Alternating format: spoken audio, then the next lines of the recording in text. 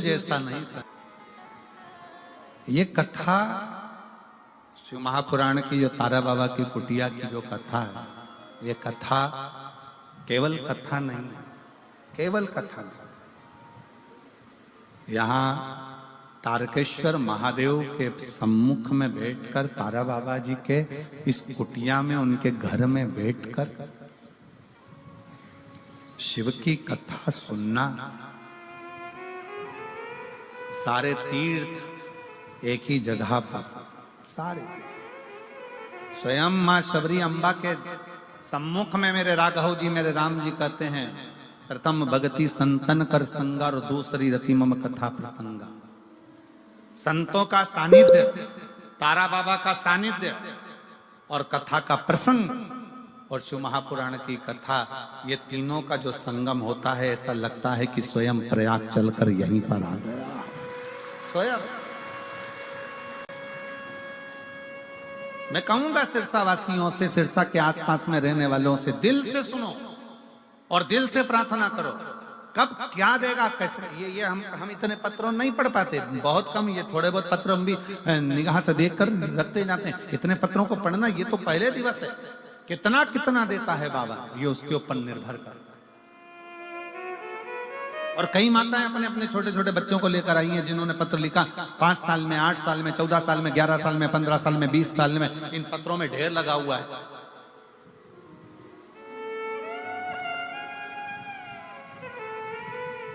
आने वाले समय में सरकार हमारे पीछे पड़ जाएगी। हम तो जनसंख्या निरंतरण रोकने की कोशिश कर रहे हो, तुम बढ़ाने की कोशिश कर रहे हो। तो ये शिव तत्व नहीं तो और क्या है, शंकर का गुणगान नहीं तो और क्या है, शिव की भक्ति नहीं तो और क्या है।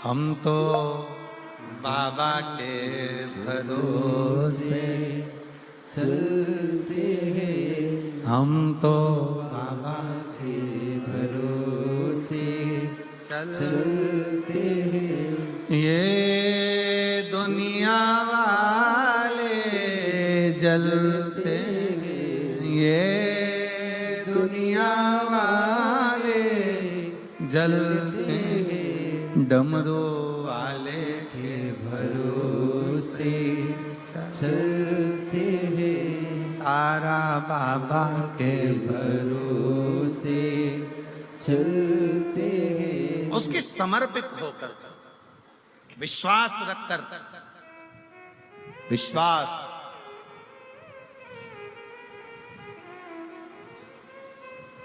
भागवत किस किसने सुनी है? श्रीमद् भागवत सुनी है आप लोगों ने? किन किन ने सुनी है? सबने सुनी। रखो रखो रखो।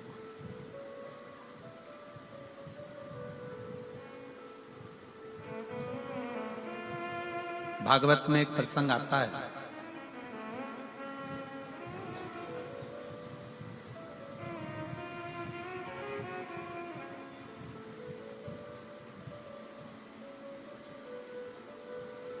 जिस समय पर मणि चोरी का इल्जाम भगवान कृष्ण पर लगा। बहुत भागवत हुई है यहाँ तो, तारा बाबा की कुटिया में तो भागवत बहुत हुई है, और आप लोगों ने सुना भी होगा, सुना होगा प्रसंग। मणि चोरी का इल्जाम भगवान कृष्ण पर लग गया। भगवान मणि ढूंढने के लिए गए, मणि ढूंढने के लिए गए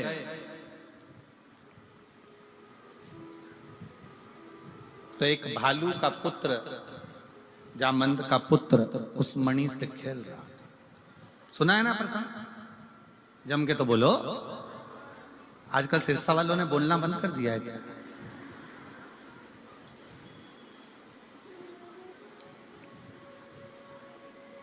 चोरी का इल्जाम भगवान पर लगा। मणि ढूंढने के लिए गए, मणि ढूंढ कर आए, और मणि ढूंढ कर जब गए, बालक खेल रहा था, उसके साथ में जामवंत के साथ भगवान का युद्ध हो गया।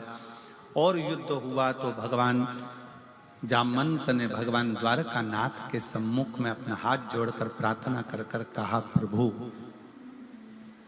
मैं आपको पहचान गया और मेरा निवेदन स्वीकार करो, मेरी बेटी का विवाह मैं आपके साथ करना चाहता हूं।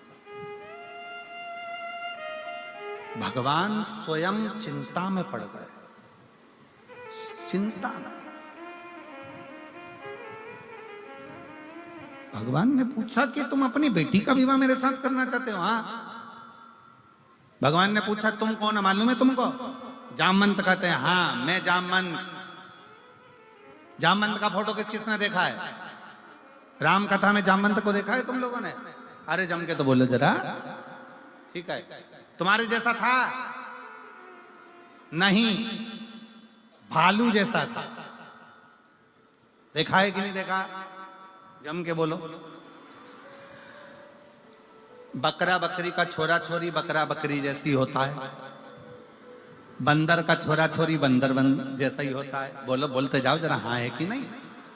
ऊंट का छोरा छोरी ऊंटना ऊंटनी जैसा ही होता है। बोलो सही है कि गलत है? भेड़ का छोरा छोरी भेड़ जैसा ही होता है।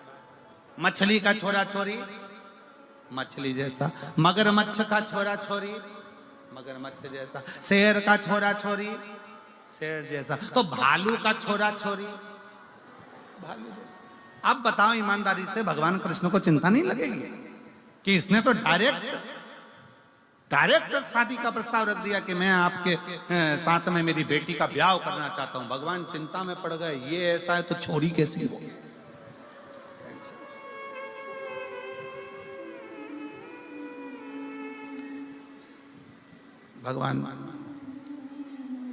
भगवान बोले मैं 24 घंटे तो पहले मैं सोचूंगा फिर ब्याह करूंगा। बस तो फिर मैं डायमंड भी नहीं दूंगा, वो जो हीरा था वो रख लो। ठीक है। भगवान बैठे शांत चुप नमन। भगवान ने कहा ठीक है मैं विवाह करने को तैयार हूं, पहले लड़की देखूंगा। ठीक है चलो। अब जो जामवंती को देखने के लिए भगवान गए, अब भालू की छोरी थी, कोई अपने जैसी तो होगी नहीं। बड़े बड़े चेहरे पर बाल, लंबा मुंह, हाथ पैर पे बाल, नख बड़े, भयंकर सा स्वरूप। भगवान ने मन में सोचा ये मेरे लिए थी, मेरे।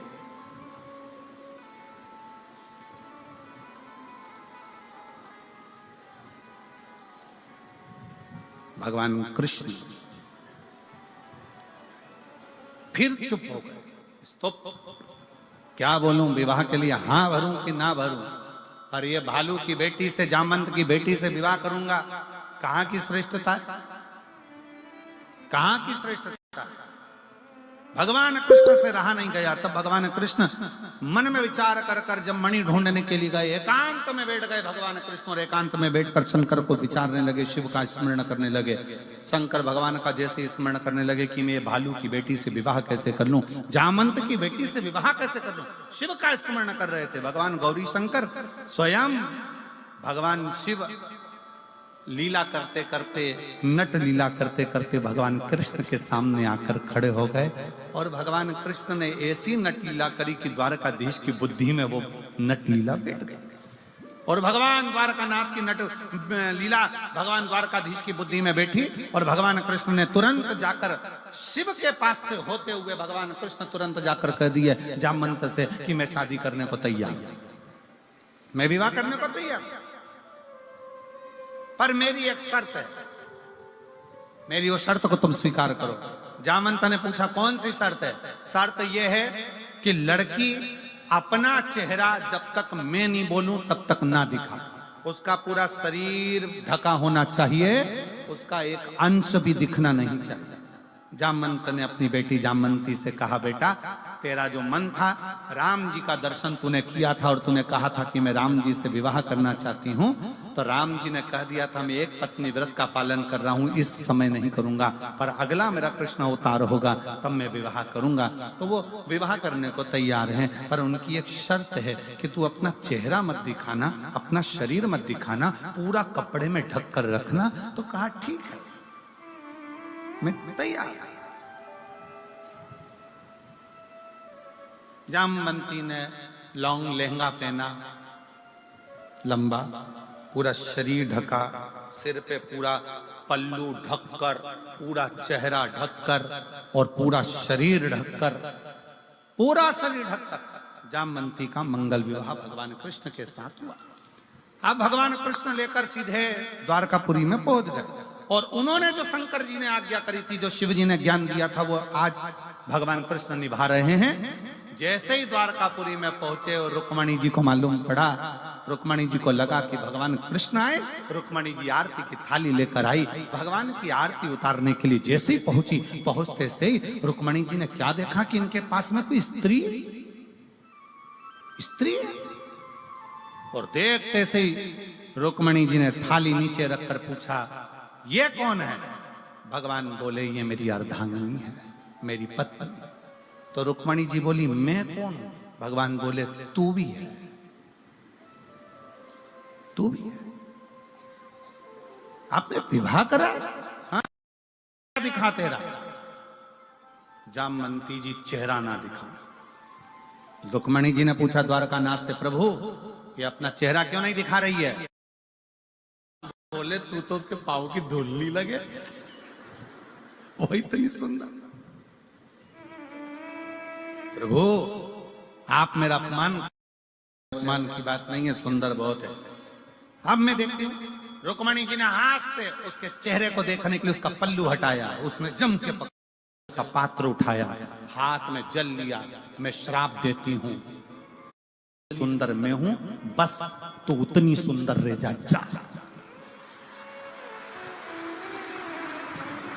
मैं तुझे श्राप देती हूं, जितनी सुंदर मैं हूं बस उतनी सुंदर रह जा। भगवान ने कोनी मार के कहा, उठा दे पल्लू, अब उठा दे पल्लू।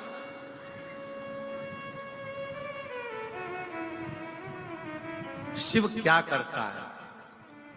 शिव ये करता है, शिव डायरेक्ट नहीं देता, थोड़ा घुमा फिरा कर देता है, पर देता बहुत अच्छा, देता बहुत।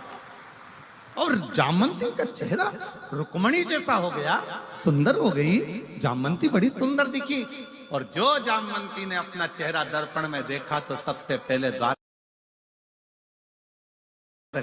के चरण पकड़ लिए, रे द्वारकाधीश गजब का काम करा, एक भालू की छोरी के इंसान बना दिया तू, एक जामवंत की बेटी को एक मुझे इतना सुंदर बना दिया। द्वारकानाथ कहते हैं, जामवंती ये मैंने नहीं करा, मैं तो तुम्हारा जब विवाह का प्रस्ताव आया तो सोच में पड़ गया कि एक भालू की बेटी से, जामवंती से कैसे शादी करूं। तब मैं बैठकर शिव का भजन कर रहा था, शिव ने नट लीला कर कर मुझे ये दर्शन दे दिया, और वो दर्शन का फल ये मिला कि आज तो रुक्मणी जैसी सुंदर हो गई। तब जामवंती ने कहा, अब मैं किसी से भी कहूंगी, कोई भी चीज मांगूंगी तो किसी दूसरे से नहीं, देवाधिदेव महादेव से मांगूंगी।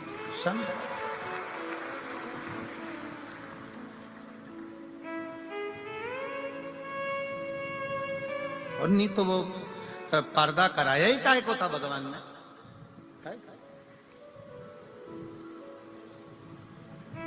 वही रहता, पर्दे में रहने दो,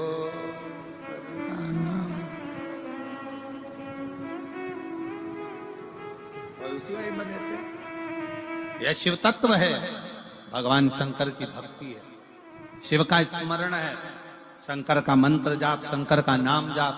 दुनिया के लोगों को लगता है भगवान हमारी नहीं सुन रहे, दुनिया के लोगों को लगता है भगवान हमारी कब सुनेंगे। सुनता है, थोड़ा समय लगता है, समय लगेगा पर देगा। एक पत्र है, देखिए,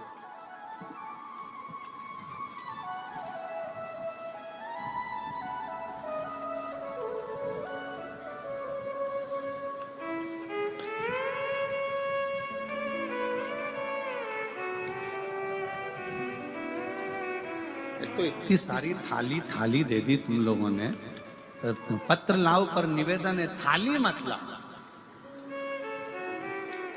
और थाली इतनी सारी इकट्ठी हो गई, पत्र जरूर लाओ पर थाली नहीं है। मेरा नाम सुमन सुरेंद्र कुमार, गांव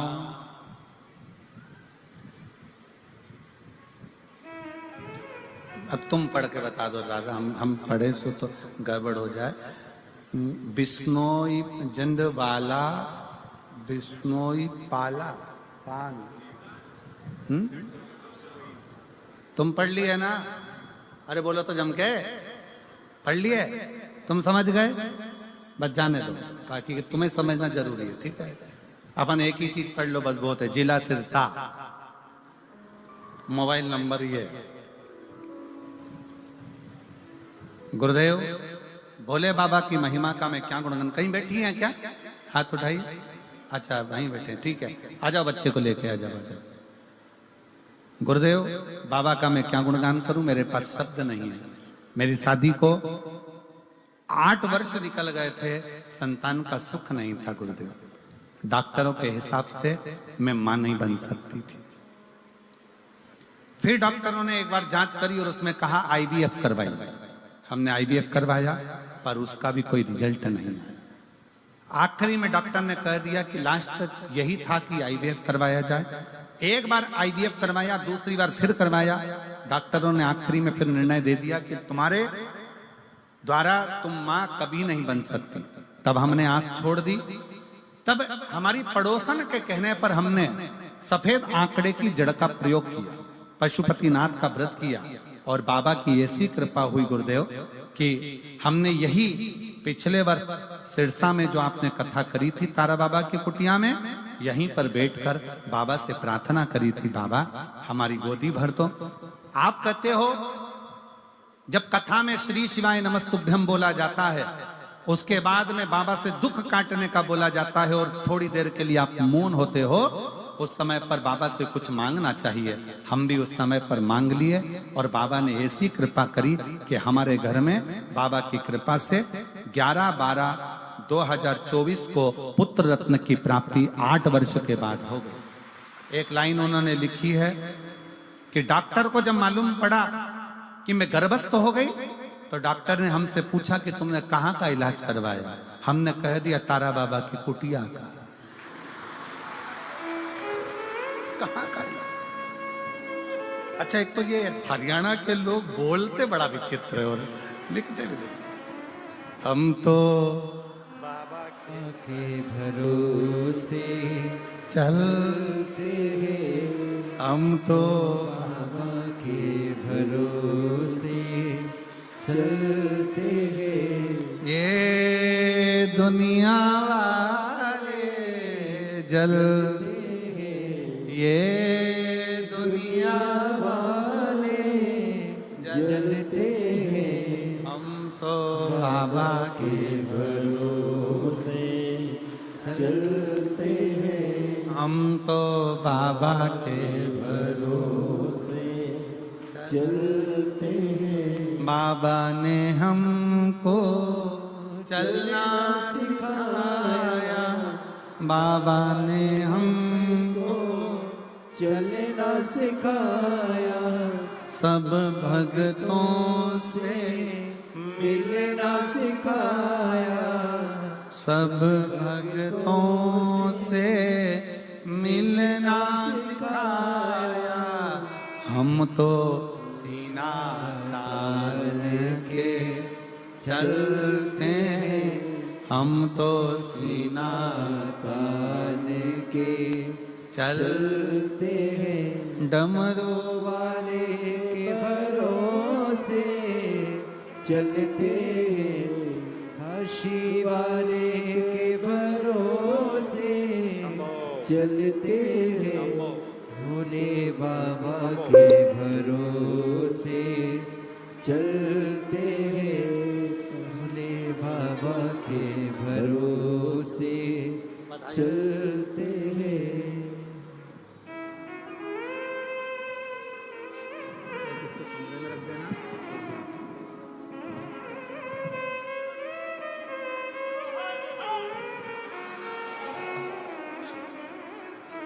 एक बार जोरदार ताली बजाकर साथ हो।